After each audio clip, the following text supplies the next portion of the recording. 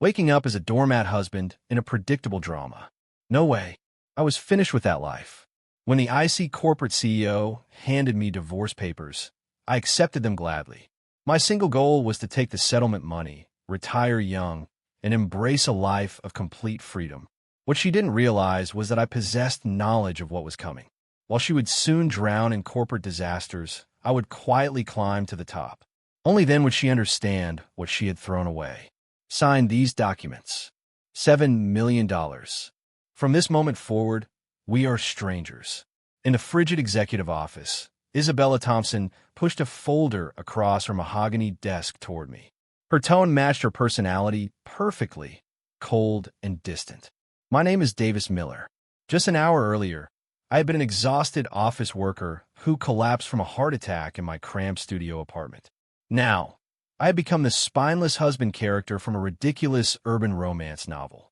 The woman sitting before me was my wife, famously known as the Iron Lady of Chicago's financial district, CEO Isabella Thompson. In the original story, this character worshipped Isabella with blind devotion. When faced with divorce papers, he begged and groveled pathetically, eventually dying miserably as a stepping stone for the real hero's triumph. But I wasn't that fool. I had spent my entire previous existence grinding away for 30 years, and my only reward was a frequent visitor card at the hospital. God gave me another chance, and it definitely wasn't meant for me to become someone's punching bag again. Taking it easy through life was my only option now. I grabbed the pen without any hesitation. The corner of Isabella's lips curved into a knowing smirk. She probably expected me to stage some melodramatic breakdown. "Hold on," I said. She immediately appeared irritated, folding her arms and leaning back in her leather chair with an expression that screamed, "Go ahead and perform your pathetic act." "7 million isn't enough," I stated, looking directly at her. "For 3 years, I washed your clothes, prepared your meals, and maintained that mansion. Even if there's no credit for results, there should be acknowledgement for effort.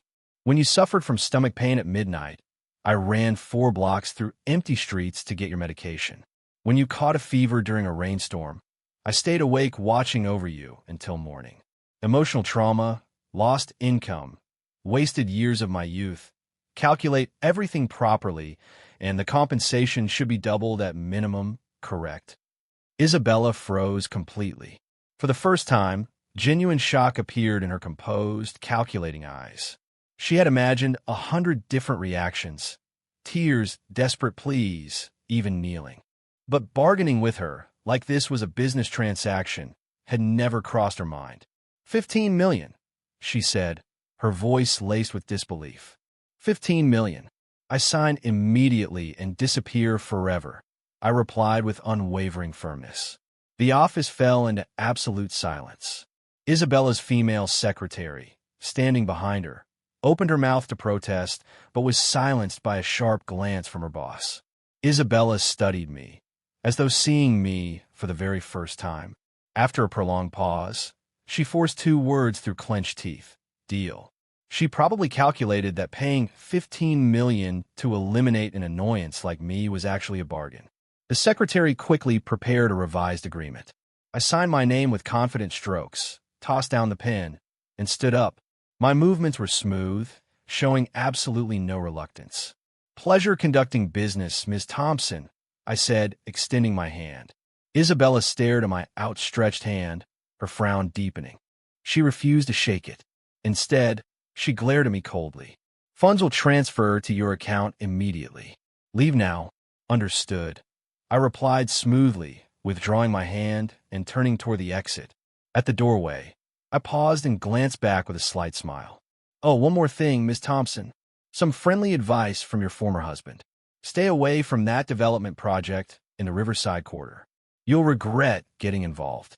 With that, I opened the door and walked out casually, leaving both Isabella and her secretary staring in complete shock. Stepping out of that suffocating skyscraper, I inhaled deeply, breathing in the exhaust-filled downtown air. It smelled infinitely better than the expensive perfume inside the building. I couldn't help laughing out loud on the street corner. Freedom. It felt absolutely incredible. Isabella assumed I was pretending to be composed to preserve my dignity. She had no clue I was already planning how to spend that $15 million.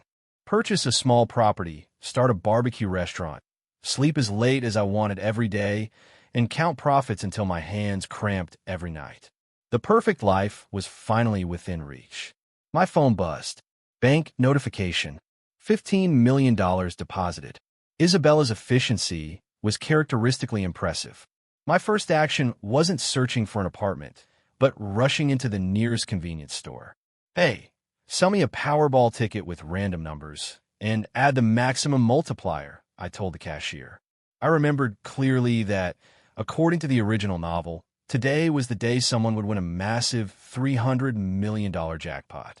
The lucky winner was supposed to be the book's true protagonist, a business genius recently returned from abroad. He would use that money as startup capital, launching his own company and eventually becoming Isabella's fiercest competitor and ultimate romantic partner. Sorry, friend, I'm stealing your initial fortune.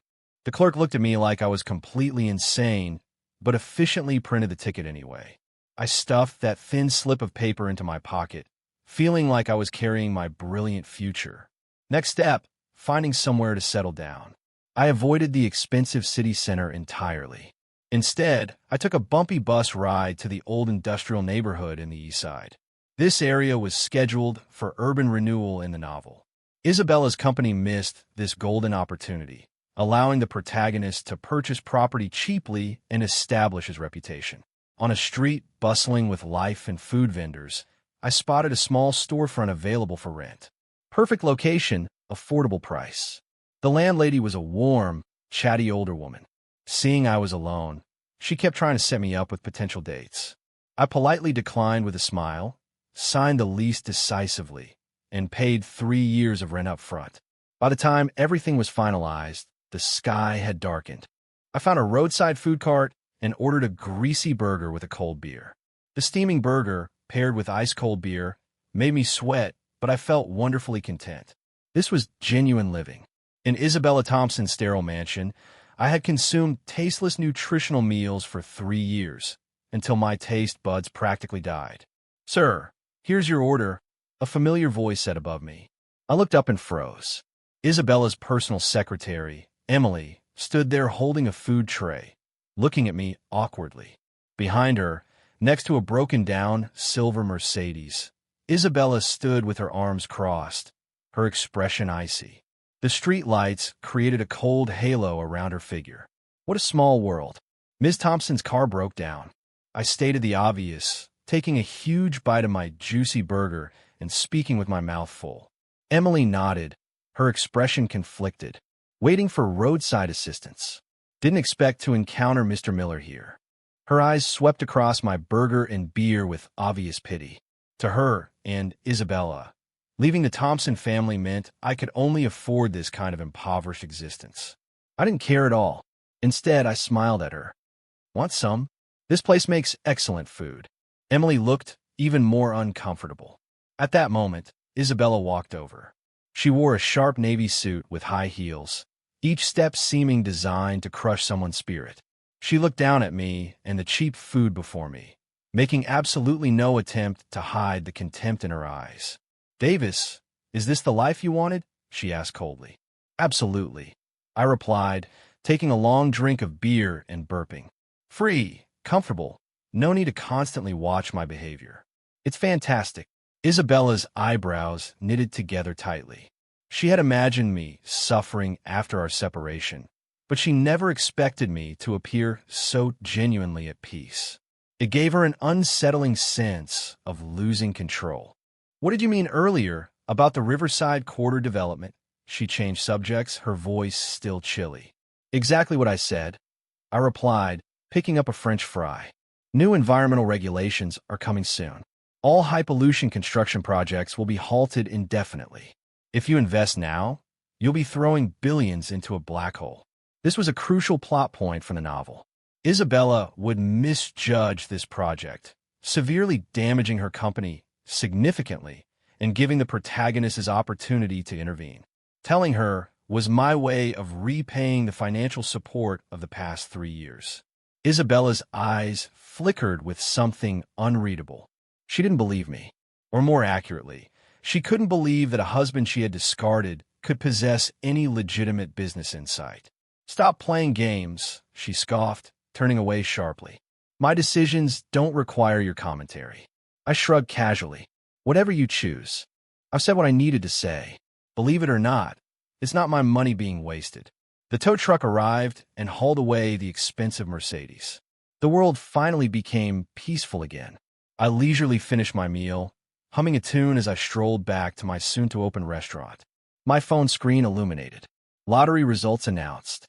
I opened the notification and checked the ticket in my hand, matching each number carefully. Every single one matched perfectly. I calmly turned off my phone and finished the last sip of beer. Roughly $70 million after lump sum deduction and taxes. Well, my retirement fund just became significantly thicker. My restaurant, named Miller's Grill, officially opened for business. I slept during daytime hours, opened promptly at 6 in the evening, and closed at 2 in the morning. No elaborate business strategies, no corporate politics. Just the aroma of spices, chili peppers, and cold beer filling the air. I invested my entire $15 million settlement, plus the massive lottery winning, straight into the stock market. Following the timeline from the novel, I precisely purchased undervalued shares in several tech companies and pharmaceutical firms that were about to explode due to mergers and breakthroughs. Then, I completely forgot about it. My daily routine became wonderfully predictable. Wake up at 4 in the afternoon, visit the market for the freshest ingredients, prepare skewers at 5 o'clock, open for business at 6 o'clock. At night, my small restaurant packed with customers from every background. Overworked office employees, students crying over failed relationships, middle-aged men boasting about exaggerated accomplishments. I listened to their stories, grilled the meat in my hands, and occasionally shared drinks with them. This life, filled with warmth and humanity, made me feel genuinely grounded in ways I never experienced before. Within 2 weeks, my little restaurant became incredibly popular, not because of marketing, but purely because of quality. I had learned cooking in my previous life to relieve stress, and my grilling abilities were exceptional. Combined with genuine ingredients and fair pricing, more regular customers kept returning. Some people even drove 30 miles just to eat at my place. One evening, an unwelcome visitor arrived. Isabella's father, William Thompson. He wore an impeccably tailored suit, holding jade prayer beads, radiating authority without raising his voice. He was more commanding and calculating than Isabella herself. In the novel, he had always despised me as a worthless live-in son-in-law and personally orchestrated the divorce. "Davis, it's been a while," he said, sitting across from me with 2 bodyguard positioned behind him. "Mr. Thompson, sorry for the humble surroundings," I replied, handing him a beer. "Try one?"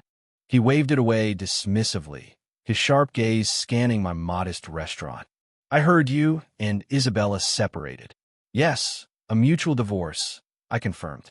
"I gave you $15 million so you would leave the city entirely and never appear before Isabella again. Why haven't you left?" I laughed. "Mr. Thompson, the transaction is complete. I took the money and agreed to leave the Thompson residence, which I did. As for which city I choose to live in, or what kind of life I lead, that wasn't included in our agreement, was it?" William's expression darkened.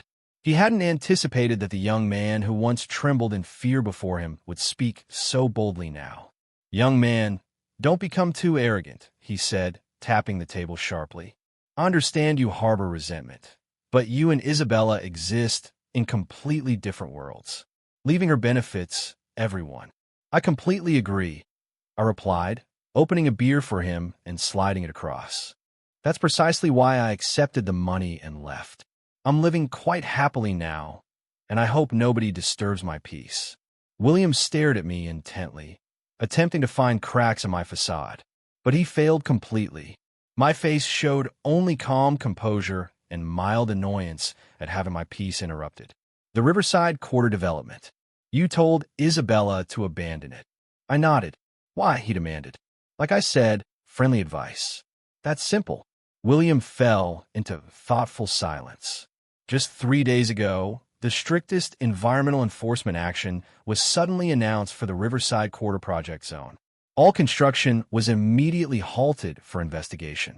Several real estate corporations that had invested heavily watched their stock prices plummet, teetering on bankruptcy. But Thompson Corporation, because Isabella had forcibly halted the project at the last moment despite fierce board opposition, perfectly avoided this catastrophe. The entire board was stunned. They couldn't comprehend why the normally cautious Isabella would make such a precise, risky judgment call. Only Isabella knew that this judgment came from her ex-husband whom she had dismissed, a man she had considered completely worthless. "How exactly did you know?" William stared at me intensely. "Lucky guess." I lied effortlessly. "I enjoy reading policy news when I'm bored. Even blind luck works occasionally." Even I wouldn't believe that explanation. William certainly didn't either. He studied me deeply, his eyes filled with scrutiny and weariness. "Name your price," he said abruptly. "Return to Isabella. Continue being her husband. I'll transfer 5% of Thompson Corporation shares to you." I paused momentarily, then laughed. 5% of Thompson Corporation was worth at least several $billions. This calculating old fox never acted without expecting returns. He recognized potential value in me and wanted to tie me back to the Thompson family machine. Unfortunately, my ambitions lay elsewhere. "Mr. Thompson, do you know how much my restaurant earns each night?" I asked him. He remained silent. "After expenses, roughly $700 nightly. That's $20,000 monthly, maybe $250,000 annually."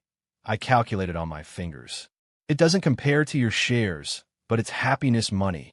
Easy money. I don't need excessive wealth, just enough to spend comfortably. And I refuse to live my life constantly watching other people's moods anymore." I stood up and walked to the grill, flipping sizzling meat skewers. "So, I genuinely appreciate your offer, but keep those shares for your retirement.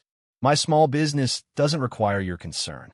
My voice wasn't loud, but every word reached William's ears with perfect clarity. For the first time, his expression turned truly ugly. He had dominated the business world for half his life. Nobody had ever refused him so directly, and certainly not for reasons he couldn't comprehend. He couldn't understand why anyone would reject billions for a few $100s nightly.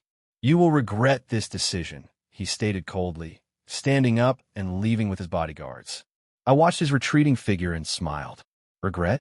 The decision I regret least in my entire life is leaving your family." William's visit was like dropping a pebble into a calm lake. It barely created ripples in my daily existence. I continued grilling, drinking, and observing my diverse customers. The stocks in my portfolio had multiplied tenfold. My assets were expanding at a terrifying pace. But I told nobody.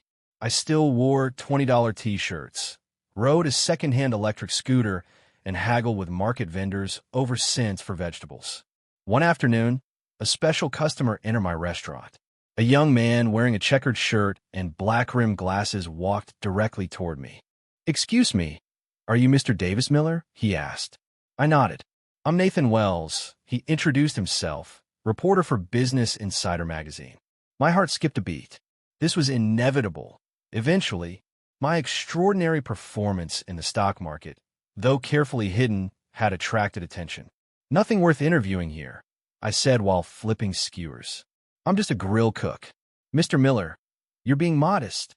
Nathan adjusted his glasses, his eyes gleaming with curiosity. "According to our investigation, within the past month, using initial capital of roughly $300 million, you've generated over $3 billion in the stock market. You precisely captured the entire surge of companies like tech fusion, merger, and biopharma breakthroughs. We want to understand how you accomplished this. Do you have a professional trading team behind you?" His voice wasn't particularly loud, but it was enough for customers at nearby tables to overhear. Instantly, everyone's attention focused on me. Their expressions showed shock, curiosity, and disbelief. The friendly boss who grilled their meat with a smile every evening was secretly a stock market genius worth $3 billion? "You've identified the wrong person." I maintained a completely straight face. Mr. Miller, we have concrete evidence, Nathan insisted. I put down my skewers, wiped my hands, and looked at him directly. Even if what you claim is accurate, so what? That's my personal privacy. I have absolutely no obligation to answer your questions. Now, please leave my restaurant. You're disrupting my business. My tone remained calm, but carried undeniable firmness. Nathan froze completely. He had interviewed countless billionaires throughout his career. Some flaunted their wealth ostentatiously. Others maintained strict privacy. But he had never encountered anyone like me. A billionaire worth $3 billion, operating a barbecue joint in a working-class neighborhood, refusing an interview because it hurt business operations. It defied all logic. Mr. Miller, your story is legendary. If we publish this, you'll become an idol for countless investors, Nathan tried arguing. I don't want to become anyone's idol. I just want to grill meat, I replied, picking up a freshly grilled chicken wing and handing it to him. Try this, it's complimentary. Now eat it and leave. Nathan was completely speechless. He stared blankly, accepted the wing, took a bite, and his eyes immediately widened with delight. This is incredible. If it's good, eat more. And remember to pay next time, I said. The surrounding customers burst into laughter. A potentially explosive financial interview was diffused by me in this absurd atmosphere. Nathan eventually surrendered. He spent the entire evening in my restaurant, attempting to extract information from my conversations with customers. But he was thoroughly disappointed. I discussed topics like the pork quality being exceptional today, or how old George's dog escaped again. No business discussions, no stock market analysis, just everyday street life. At 2 o'clock in the morning, I prepared to close. Nathan stood up, looking defeated and utterly confused. Mr. Miller, I still don't understand, he said, looking at me. With your wealth and abilities, why are you willing to be a grill chef here? I placed a final stool inside and glanced back at him. You're not a fish. How would you understand a fish's joy? I closed the door, leaving him standing alone in the night wind, completely bewildered. What I didn't notice was that, in a dark sedan parked nearby, Isabella sat quietly observing everything. Her face held confusion deeper than the surrounding darkness. Since the Riverside Quarter incident, she had been investigating me relentlessly. She used her extensive connections to dig deeper, and the results absolutely terrified her. I hadn't fallen into poverty after leaving her. Instead, in an impossibly short time, I had accumulated staggering wealth through methods that seemed almost supernatural. $3 billion. Even for her, that represented significant money. She couldn't comprehend it. The man who had been beside her for 3 years, appearing mediocre, weak, offering nothing except devotion to her. How had he suddenly transformed into a stock market master? Was everything before an elaborate disguise? Had he pretended for 3 entire years? But for what purpose? If not for money, then what motivated him? Countless questions swirled through her mind, making her doubt herself for the first time. Had she misjudged him completely? Or rather, had she missed something fundamental about him? The following evening, my restaurant opened as usual, but the atmosphere was distinctly different. Boss, give me 80 spicy wings. I want to invest in stocks too. Share some wisdom. Customers half serious. Stock God, what's the next money-making opportunity? Give us a hint, brother. Customers were joking around, some sincerely curious. News about this stock market genius grilling street food had spread rapidly through local social circles. Many people came specifically out of curiosity. Some wanted to taste the legendary cook's food. Others desperately hoped for investment tips. My small restaurant had transformed into an internet sensation overnight. I felt genuinely annoyed. I just wanted to coast through life peacefully. Why was that so impossibly difficult? Stop with that nonsense, I said while brushing sauce on meat. There's no stock out here, just dumb luck. If you want to get wealthy, work hard at your regular jobs. Everyone laughed, even louder. Just then, commotion erupted at the entrance. Isabella had arrived. She wasn't wearing her typical business attire today, but instead a casual cream-colored dress. She wore minimal makeup, appearing less intimidating and more graceful. As soon as she appeared, the noise in my restaurant stopped completely. Every gaze was drawn to her. Ignoring everyone else, she walked straight toward me. "Davis, we need to talk," she said. Her voice sounded hoarse, like she hadn't slept properly. "No time," I replied without looking up. "Can't you see I'm busy?" Isabella's body stiffened noticeably. Once upon a time, with a single phone call from her, I would rush to her side, regardless of what I was doing. Now I dismissed her with 2 brief words. The customers looked at me with even greater respect. Daring to reject the infamous Ice Queen Isabella Thompson so bluntly, this guy was absolutely legendary. "I only need 10 minutes. Isabella's tone softened considerably, even carrying a hint of pleading. This shocked the onlookers even more. I sighed deeply, removed my apron, and put down my tools. "Follow me." I led her to the narrow alley behind my restaurant.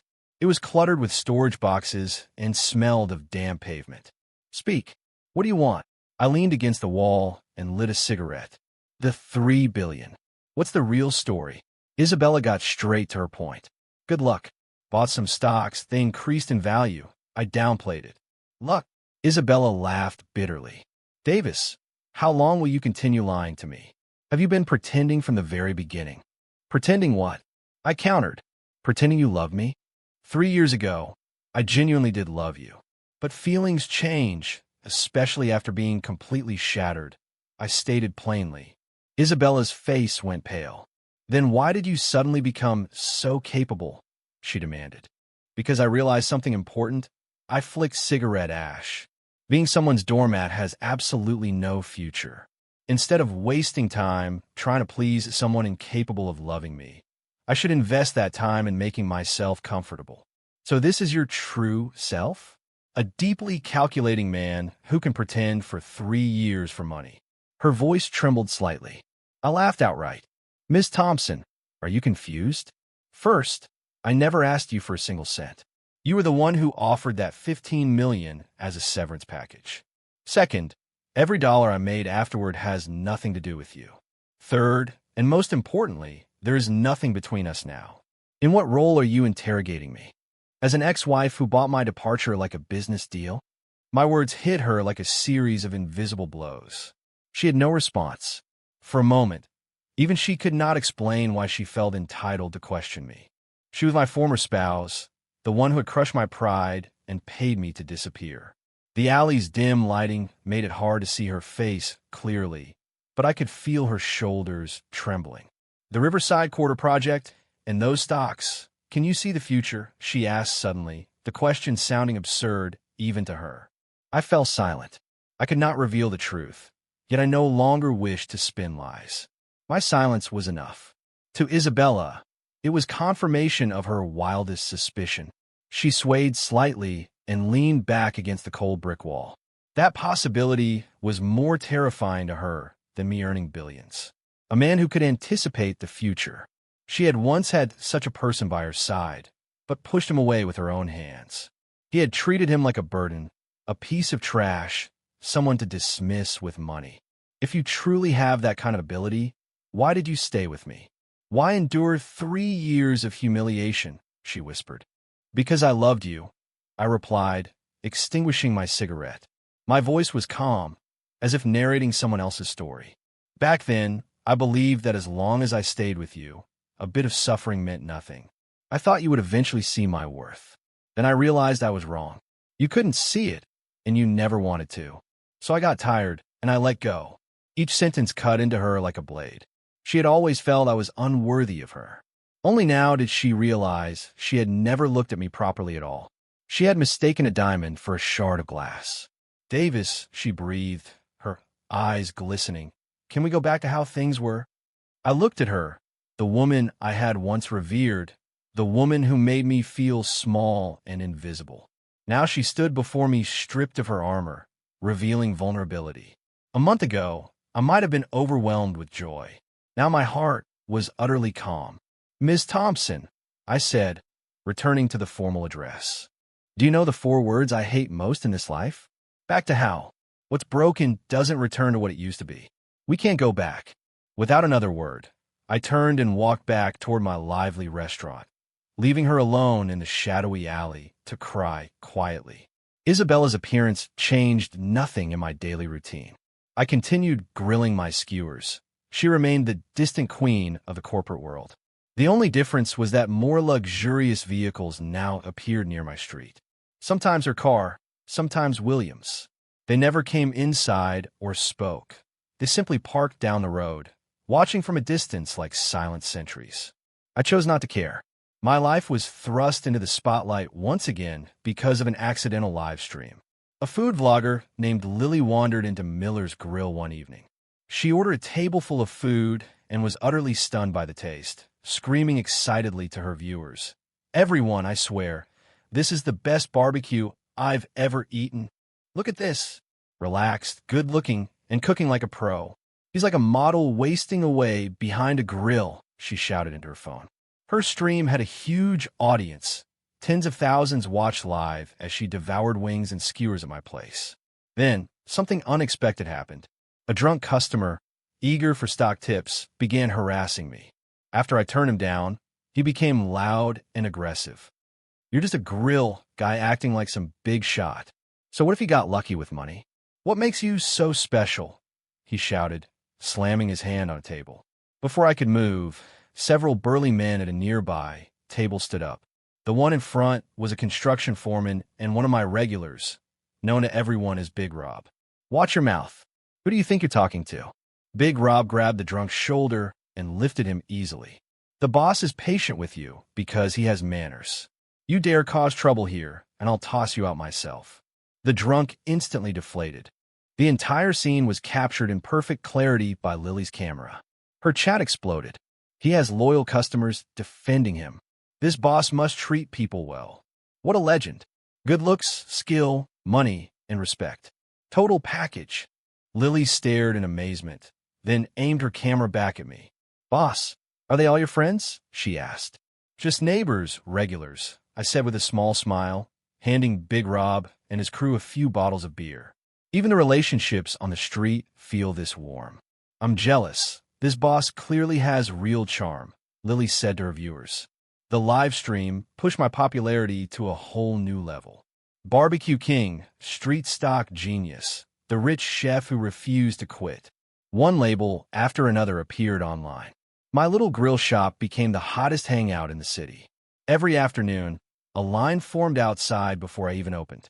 Scalpers even started selling reserved spots in line for hundreds of dollars. It was irritating. I just wanted a relaxed life, not celebrity. So I took action. I hung a large sign by the entrance. "From today, only 100 skewers per day. First come, first served. Closed when sold out. I do not trade stocks for others. I do not give investment advice. Ask about stocks and you're banned." The internet erupted again. "Most arrogant boss ever. He really doesn't need money. Only 100 skewers? Does he hate us or love us?" Yet my restaurant only became more popular. Those 100 skewers turned into a rare luxury people bragged about tasting. Isabella returned once more. This time, she was alone. No car, no entourage. She stood in line like everyone else under the setting sun. By the time she reached the front, night had fully fallen. "What would you like?" I asked. "The same as whatever you're eating," she answered softly. I paused, remembering how in the Thompson mansion, she would simply eat whatever I cooked, too busy or indifferent to choose for herself. Wordlessly, I grilled 10 skewers, my favorites, spicy wings and beef. I wrapped them up and handed her the package. She took it and paid, then looked at me with hesitation. "Davis," she said quietly, "don't go yet." I waited silently. "My father's company is in serious trouble," she said at last. I said nothing, letting her continue. "An overseas hedge fund is hitting Thompson Corporation hard, shorting our stock. We're running out of time." Her voice trembled slightly. I remembered this part of the original story. This was where the male lead shone brightly. He used his overseas networks and capital to counter the hedge fund, becoming Isabella's savior and solidifying his place in her heart. But in this version, the male lead's first fortune had been stolen by me, and he hadn't risen yet. Now Isabella had turned to me. "So," I asked, "I hope you can help me," she said, looking me straight in the eyes. Her gaze carried hope, fear, and pride all at once. "Why should I?" I replied calmly. "For the sake of the 3 years we lived together," she said. "Those 3 years lost all value the moment you handed me money to vanish," I answered. The color drained from her face. "Davis, I know I wronged you. I truly am sorry. As long as you help me this time, I'll agree to any condition. Shares, control, anything you want." "I'm not interested." I cut her off. "I already told you, I just want to grill meat in peace. Besides," I raised my voice slightly, "that battlefield is yours, not mine. I retired from that world." With that, I turned to the next customer and took their order. Isabella stood there, holding the warm bag of skewers, like a statue forgotten in the corner of a museum. After what felt like a very long time, she turned and disappeared into the darkness.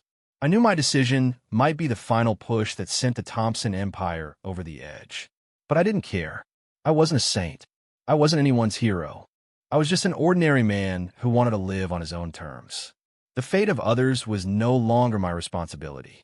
The crisis at Thompson Corporation escalated even faster than I expected. Financial news channels were flooded with headlines about the company's collapsing stock, broken capital chains, and panicked investors. An empire that had once dominated the skyline was now one step from total ruin. William's hair turned almost white in daze.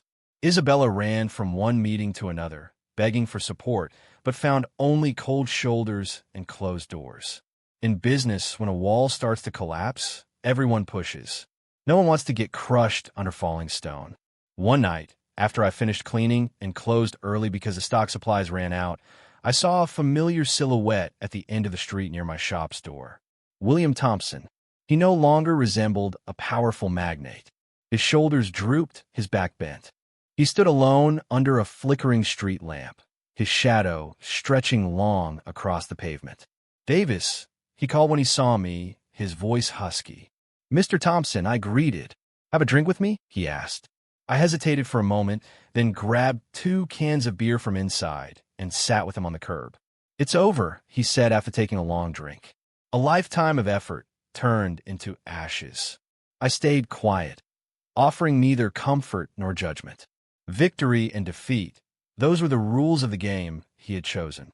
"I regret it," he said suddenly, turning to look at me. "My greatest regret is forcing the divorce. If I hadn't been so arrogant and blinded by status, if I hadn't looked down on you, would things be different now?" I drank my beer without answering. Life doesn't offer alternate versions. "Davis," he said, "I didn't come to beg you for help. This fall is my responsibility. I only want to ask you one thing as a father." "Go ahead," I said.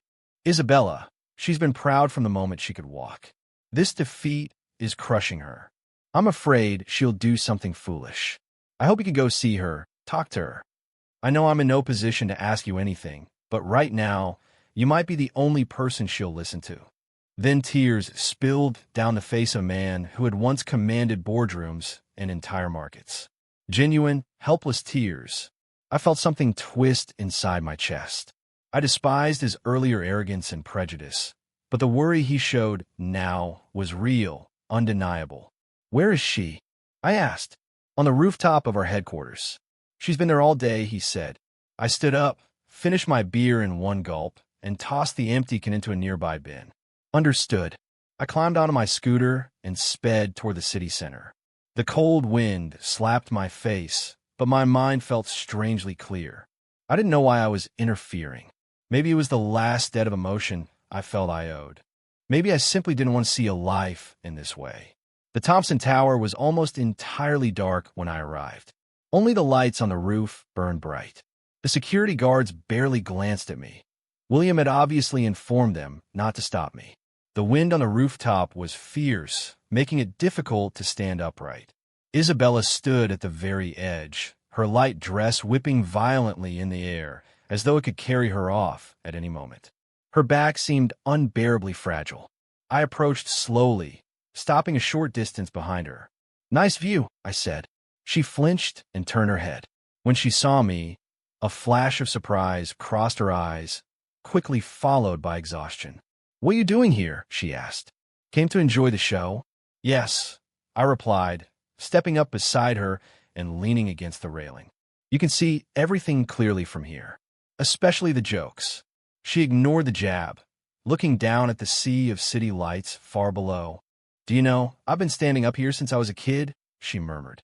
I used to look at this city and tell myself that one day I'd rule it, be its queen. And now look at me. I'm nothing but a joke. You're not a queen, and you're not a joke, I said. You're just a person who forced herself too far. Just a person, she repeated, as though the idea were absurd. I'm Isabella Thompson. How can I be just an ordinary person? Why not? Were you born with 3 hearts or 4 lungs? Do you not bleed when you're cut? I asked. That's your biggest problem. It's not that you lost this corporate war. It's that you never allowed yourself to be human. You treated yourself like a machine, built purely to chase success. You sacrificed sleep, health, happiness, and feelings on that altar. Now the machine is broken, and you think the whole world is ending. My words peeled away her defenses like a surgeon's blade. No one had spoken like this to her before. No one had ever dared. Then what should I do? She asked, sounding lost and small.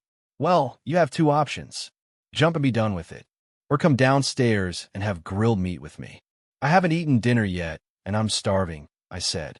At a time like this, you're thinking about food? She asked, half laughing, half crying.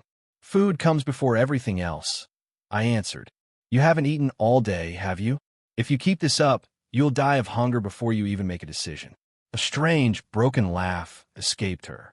It sounded ugly, but it was still a laugh. The heavy mood on the rooftop cracked slightly. Come on, I said, holding out my hand. Dinner's on me. Consider it a celebration of your restart. She stared at my hand for a long moment. Finally, she placed her ice-cold fingers in my palm. I gently pulled her away from the edge. I took her back to my restaurant. I fired up the grill, pulled out the best meat from the freezer, and soon the smoke and smell of barbecue filled the narrow alley, as though nothing bad had ever existed in the world. Isabella sat at a small table, watching me work with tired eyes. She looked nothing like the domineering CEO the city feared. She seemed like a young woman who was simply exhausted and bewildered. You really like this, don't you? She asked quietly. Yes, I said, placing a freshly grilled chicken wing on a plate and sliding it to her. Doing what you enjoy, that's what makes you truly happy. She took the wing and ate slowly, tears falling silently down her face. I feel like I've never done anything I actually like, she murmured. She had been trained as an heir from childhood. Business schools, management training, endless meetings with executives. Her life path had been drawn for her before she even knew what she wanted. It's not too late to figure it out now, I said. Losing the company is painful. It's also your best chance to stop and think. What kind of life do you honestly want? But I don't know how to do anything else, she said, panic in her eyes. Apart from business, I don't know what I'm good at. That's nonsense. You play the piano, you paint, your French is better than most locals, I replied. She blinked in surprise. Those half-forgotten hobbies had been buried so deeply in her memory that even she hadn't thought of them in ages. What use are those? She asked weakly. None, if all you care about is profit. But if you care about happiness, they're priceless, I replied, opening a beer and handing it to her. Try this, a taste of normal life. She hesitated, then raised the bottle and took a careful sip. The bitter liquid burned, slightly going down, making her cough. But after the coughing fit, something in her shoulders loosened. That night, we stayed up for hours. We spoke about her childhood, about my previous life, about dreams she had once had and buried. She drank more than usual and cried more than once. Finally, exhausted, she fell asleep at the table, still whispering my name. I watched her sleeping face and let out a long sigh. Fate really did enjoy playing tricks. The next morning, when she woke, she found herself in a small, unfamiliar room. It wasn't big, but it was clean and smelled faintly of sunlight and detergent. It was the attic above my restaurant where I lived. She came downstairs and saw me in an apron, stirring a pot at the stove. On the table were a bowl of hot porridge and a plate of fried eggs. Nothing fancy, but full of warmth. Awake? Come eat, I called. She sat down quietly and picked up the spoon. Thank you, she said softly. For what? I'm charging for breakfast and lodging, I joked. She didn't smile. Instead, she stared at me with steady eyes. Davis, I've decided. I'm going to sell the company. I looked at her, honestly surprised. You're sure? I asked. Yes, she replied. You were right. I was too hard on myself. Maybe living another way won't be as terrible as I thought. So what will you do afterwards? I asked. I don't know, she admitted. Maybe go to France, study painting. I've always wanted to. Sound good, I said sincerely. Letting go of obsession is freedom. What about you? She asked. Are you really going to grill me here forever? Why not? I smiled. My life is simple. My freedom is intact. That's enough. With your ability, you could do much more, she insisted. You could stand so much higher. Standing high doesn't mean seeing farther. It just means the wind hits harder, I answered, finishing my porridge. I've had enough storms in my last life. This time, I just want calm seas. She fell silent. She finally understood. She and I were walking different paths. She yearned for far horizons. I cherished the warmth of familiar streets. After breakfast, she left. She didn't say anything overly dramatic, just gave me a long, meaningful look. I knew our story had reached its final full stop. A few days later, the news headlines hit. Thompson Corporation had been acquired by a foreign group. The family suffered heavy losses but managed to protect a portion of their assets, avoiding complete destruction. Isabella resigned from all positions.